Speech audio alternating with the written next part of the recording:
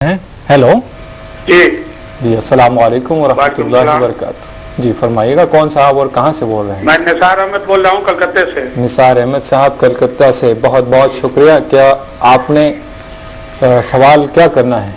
हमें सवाल ये करना है कि मैं किडनी का पेशेंट हूँ जी। मेरा गुर्दा काम नहीं करता है। अल्लाह रहम करे, अल्लाह आपको सेहत अता फरमाए। जी शुक्रिया जी।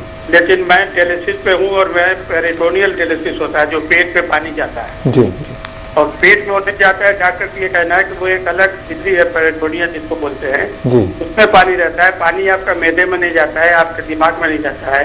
जी वो अब आपका मेरा जो गुर्दा का जो काम नहीं है वो काम उसमें कैडर लगा हुआ, वो कैडर करता है, पेशाब मेरा पानी निकल जाता है जी जी कैडर के थ्रू। जी। तो इस हालत में मैं रोजा रख सकता हूँ क्योंकि मुझे दिन में भी पानी चढ़ाता है, दिखाना भी पड़ता है। अच्छा ये मेरा सवाल है। अच्छा, बहुत बहुत शुक्रिया आपने कॉल किया। जी आइए जानते हैं मदनी साहब से। वालेकुम अस्सलाम वरहमतुल्लाहि वबरकातुहू। अभी आपने जो सवाल किया है कि किडनी पेशेंट, यानी कि अगर कोई आदमी इस पर जो सवालात आते हैं कि मैदे तक पानी नहीं जाता, सवाल मैदे तक पानी जाने का नहीं है, हलक से जो कोई भी खतरा उतर जाए रोजा टूट जाता है। तो रोजा शुरू होता है हलक से, अब उसमें पानी कहाँ जाता है उससे लेना देना नहीं होता। तो इसकी बुनियाद पर अब अगर कोई इंजेक्शन के जरिए से कुव्वत वाला, जिसको कहते हैं कि तकवीयत के लिए, कुव्वत के लिए एक आदमी इंजेक्शन लेता है, रोजा टूट जाता है। अगरचे कि वो हलक से दाखिल नहीं हो रहा है, लेकिन मकसद वही हासिल हो रहा है जो कि खाने पीने के लिए जो के बाद जो चीज हासिल होती है वही तकवीयत हासिल हो रही है इंजेक्शन से भी, रोजा टूट जाएगा। कान में दवा डालने से, नाक में दवा डालने से, आंख में दवा डालने से जिसका भी असर हलक से नीचे चला जाए रोजा टूट जाएगा। अब ऐसा कोई भी मरीज है, तिल्ली का है या इसी तरीके से कलीजी का या इसी तरीके से गुर्दे का या इसी तरीके से जो कोई भी डायबिटीज ऐसे हो जिनको बार बार पानी पीना पड़ता है, तो ऐसे वक्त पर अगर इनके अच्छे होने की उम्मीद है तो उनसे कहा जाएगा कि बाद में रोजा रख लीजिए, आप खजा दीजिए। अगर अच्छे होने की उम्मीद नहीं है तो ऐसे वक्त पर रमजान मुबारक खत्म होने के बाद 30 मिस्किनों को आप जमा कीजिए, खाना खिलाइए, पैसा मत दीजिए।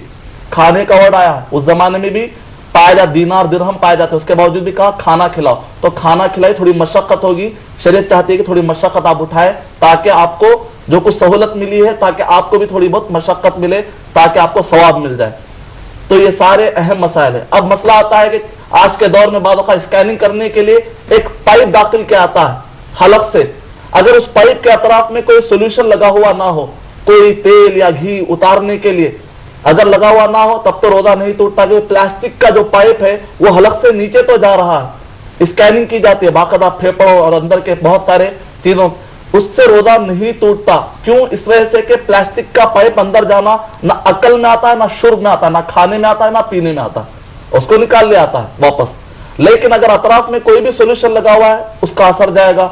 इसी तरह रोजे की हालत में जो पेस्ट इस्तेमाल किया था उसका असर भी अंदर जा सकता है, लिहाजा उससे बचना चाहिए। नीम की काढ़ी जो इस्तेमाल की जाती है, कड़वाहट, उसका भी असर जाता है।